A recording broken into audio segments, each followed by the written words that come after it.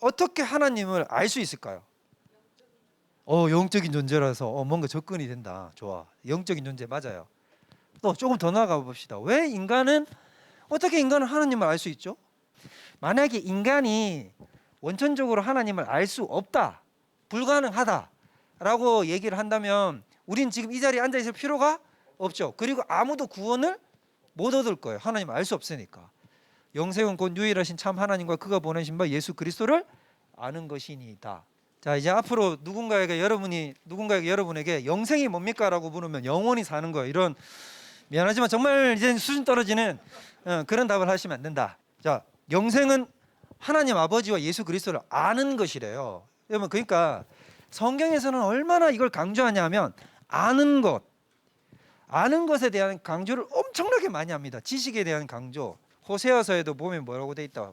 지식이 없음으로 망한다 그러죠. 그 지식은 하나님을 아는 지식이거든요. 그러니까 성경은 일관되게 처음부터 끝까지 무엇에 대해서 굉장히 강조를 하냐면 지식에 대한 강조를 많이 해요. 특히 바로 하나님을 아는 지식에 대해서 강조를 한단 말이에요. 이 지식은 단순하게 우리가 머리로 아는 건 당연한 거고 무엇을까지 이르는 것을 얘기하는 거냐면 야다에 이르는, 야다 많이 들어보셨죠? 그러니까 히브리적 알미 있고 헬라적 알미 있어요. 지식에는. 안다라고 얘기를 할 때는 히브리적 개념이 있고 헬라적 개념이 있단 말이에요. 헬라는 그리스. 근데 여러분, 우리는 무의식적으로 있잖아요. 어떤 철학의 영향을 받은 그 교육 과정을 다 거쳐 지나왔냐 하면 우린 히브리적 사고로 교육 시스템이 세팅이 안 돼 있어요.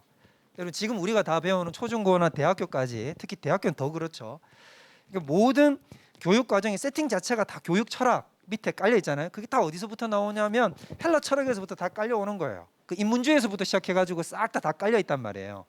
그러면 거기에서부터 얘기할 때 헬라 철학에서 이야기하는, 여기에서 얘기하는 안다라는 것은 지금 우리가 보통 생각하는 그 안다 그거예요. 내가 책을 읽었어요. 그럼 나는 그 책에 대해서 어떻게 하는 거죠? 안다라고 표현을 하잖아요. 근데 히브리적 사고에서는 안다가 달라요. 히브리적 사고에서 안다는 야다라고 표현되는 그 야다는 헬라에서 말하는 기노마이하고 다르단 말이에요. 그거는 어떻게든 헬라는 아까도 얘기한 것처럼 우리는 어떤 대상과 지식에 대해서 그냥 머리로 알면은 아는 거예요. 근데 히브리는 어떻게 돼야 돼요? 야다라고 하면 이건 당연한 거고 어디까지 내려와야 돼요? 내가 몸으로 체험하고 경험하고 내가 그것을 실존적으로 부대껴서 아는 것을 야다라고 얘기를 한단 말이에요. 수태고지를 하잖아요. 마리아에게 가브리엘 천사가 와가지고 성령의 당신이 임신할 겁니다 라고 얘기를 하니까 마리아가 뭐라 그럽니까? 나는 남자를 알지 못합니다 라고 얘기를 하잖아요. 그때 알지 못합니다라는 말이 야다라는 것을 썼단 말이에요. 그러니까 구약 성경에서 특히 히브리적 삶에서 야다라는 말은 성관계하다라는 내용과 굉장히 비슷한 거예요. 그러니까 남자를 알 때 어떻게 하는 거예요? 그냥 머리로 남자는 이런 존재 이런 게 아니라 몸으로 겪어서 아는 거죠. 무슨 말인지 이해가 되죠? 이렇게 실존적으로 부대껴서 아는 것, 이거를 야다라고 얘기한단 말이에요. 그래서 너희가 하나님을 알아라라고 얘기하는 것은 그냥 단순히 성경 몇 줄 달달달달 외우는 게 아니고 그분을 어떻게 하라는 거죠? 그렇지, 인격적으로 그분과 마주 대하고 그분을 사랑하고 그분을 경험하고 그분과 씨름해서 어떻게 하라는 거예요? 알아라는 거예요. 야곱이 돌베개 벨 때부터 하나님을 알았을까 몰랐을까? 알았을 거 아니에요. 그러나 진정한 의미에서 야곱이 거듭난 때는 언제일 것 같아요? 진짜 하나님을 경험해야 안 나는. 그렇죠. 야복강가에서 씨름하고 그제서야 하나님을 제대로 경험한 거예요. 제대로 경험하고 나니까 하나님이 이름을 바꿔주잖아요. 이름이 체인지 된다는 건 다른 사람이 됐다는 거거든. 그러니까 너는 이제 어떤 사람이 됐냐 하면 이스라엘, 하나님과 겨루어 이긴 자가 됐다. 이게 뭐냐면 너랑 나랑 뭐 해봤다는 거예요? 겨뤄봤다는 얘기잖아.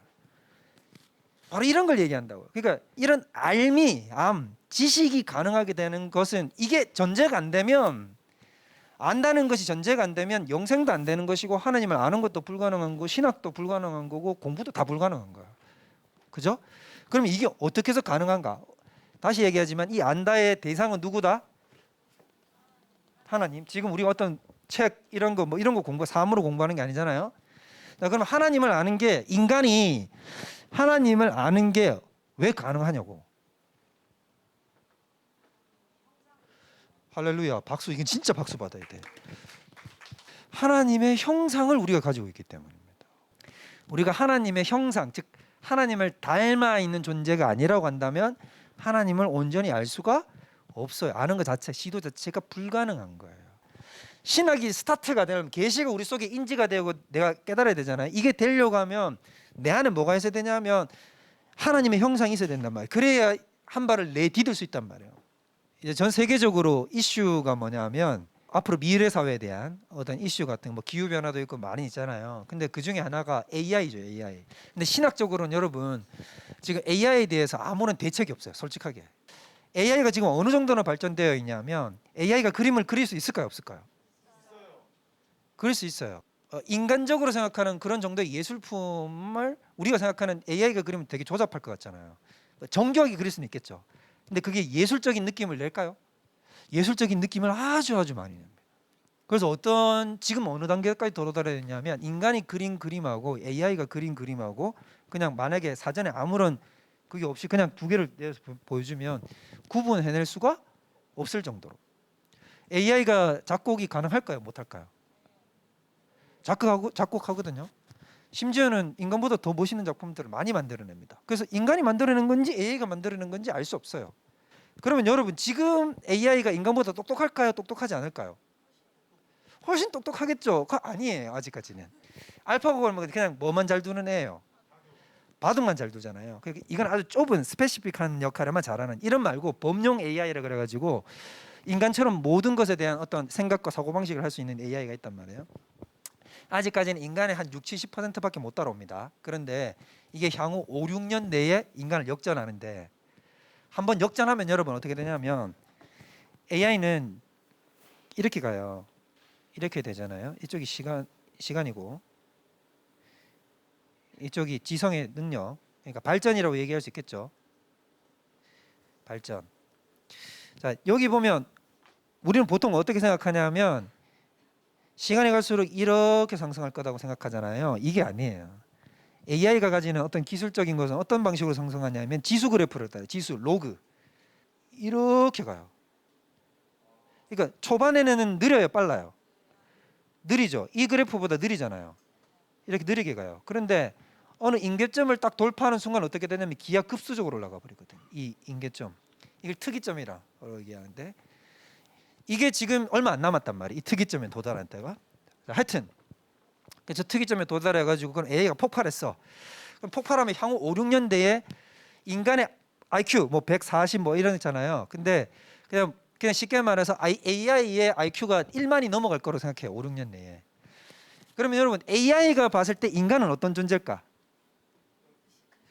무식하기 짝이 없는 존재예요. 그러니까 우리가 만약에 개미를 보면 어떤 느낌이에요? 개미가 아는 것도 없잖아요. 완전히 AI가 볼 때 인간은 어떤 식으로 보이냐면 쟤네들은 정말 이상한 뻘짓만 하고 서로 싸우고 다투기만 하는데 심지어 무식한 애들이야.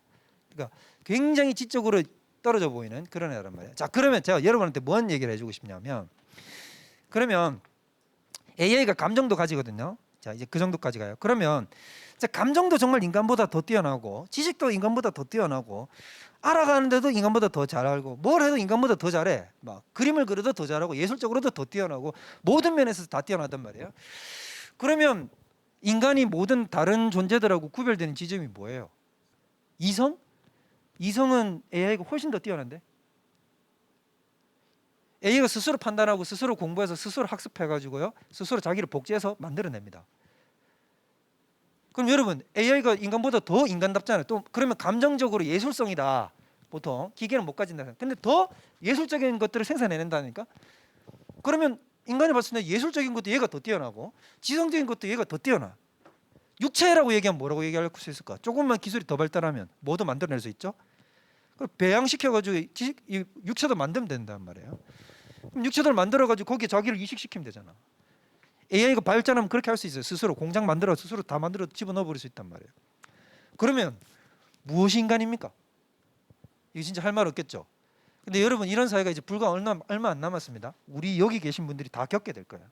AI가 이런 식으로 발전됐을 때 얘기를 하자면, 제가 여러분한테 얘기해 주면 결국 인간과 다른 모든 피조물, 심지어 AI를 할지라도 뭐 동물이라 할지라도 이것과 완전히 분리되는 지점이 딱 한 군데밖에 없어요. 결국에는 마지막에 가면 인간을 구별시켜주는 인간의 존엄성, 인간이 가지는 유일한 존엄성을 가지게 만들어주는 지점은 딱 한 가지밖에 없어요, 여러분. 인간만이 하나님을 알 수 있다는 거예요. 분명히 여러분 AI가 발달하잖아요. 그러면 사람들이 이렇게 물을 거예요. AI에다가 물을 거라고. 야, 신이 존재하냐? 라고 물으면 여러분 생각에는 AI가 어떤 답을 내어놓을 것 같아요? 만약에 여러분 AI가 신이 존재합니다 라고 얘기를 하면 아마 전 세계 기독교인들이 난리가 날걸? 거봐, 우리가 얘기했잖아. 이제 나중에 하다못해 근거를 AI에서 찾는 거야. 근데 요즘도 그러잖아요. 누구 연예인 누가 믿는다 그러면 막 봐봐, 연예인 누가 믿어 막 이러고, 유명한 사람 믿으면, 셀럽이 믿으면 막 대단하다. 그런 사고방식이 똑같이 작동할 가능성이 많다고요. 다시 얘기하지만 하나님은 영적이신 분이시잖아요. 그럼 영적인 분은 오로지 무엇으로만 깨달아 그 지식을 얻을 수 있다고? 영적으로, 성령으로만 지식을 도달할 수 있다는 겁니다. 그러니까 안 되는 이유 알겠죠? AI는 철저히 기계적인 것이죠. 유물론적인 것이란 말이에요. 그러면 그것에 영적인 것이 개입할 수 있다 없다? 안 하잖아요. 그냥 자연스럽게 하나님을 알 수 없어요. 인간의 고유한 것은 뭐냐면 인간의 예술성도 아니고 인간의 지식과 이성도 아니고 인간이 모든 피조물하고 다르게 구별되는 지점은 바로 어디 있냐? 인간의 존귀한 것은 인간이야말로 하나님을 알 수 있다는 것에 있다. 더 나아가면 인간이야말로 하나님과 비로소 영적인 관계 맺음이 가능하다는 거예요. 그 이외의 대상들은 그게 안 돼요. 그럼 다시 얘기하지만 그게 가능한 이유는 무엇이다? 우리 속에 무엇이 있기 때문에? 우리 가운데 하나님의 형상이 있기 때문에.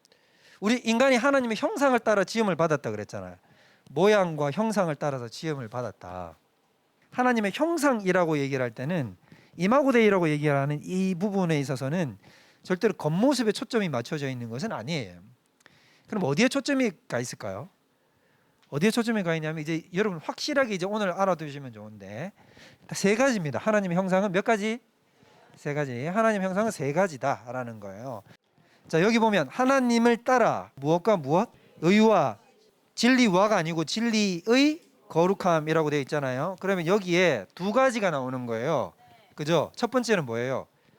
하나님을 따라서 우리가 지음을 받았는데 뭐를 따라 지음 받았냐? 하나님의 의를 따라서 지음을 받았대요. 두 번째는 뭐예요? 진리의 거룩함. 진리 괜찮아요. 빼버리고 거룩이라고 적으면 돼요. 두 번째 무엇? 거룩이에요. 자, 아까 제가 몇 가지라 그랬죠? 세 가지예요. 자, 그러면 에베소서 4장 24절 옆에다가 하나님의 형상이라고 적으시고 지금 다 적으세요. 그 옆에다 또 뭐로 적냐면 골로새서 3장 10절.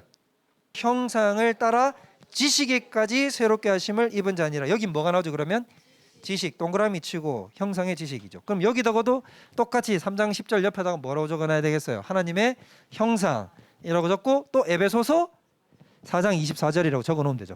하나님의 형상 세 가지. 첫 번째 무엇? 두 번째 무엇? 거룩. 세 번째 무엇? 지식이에요.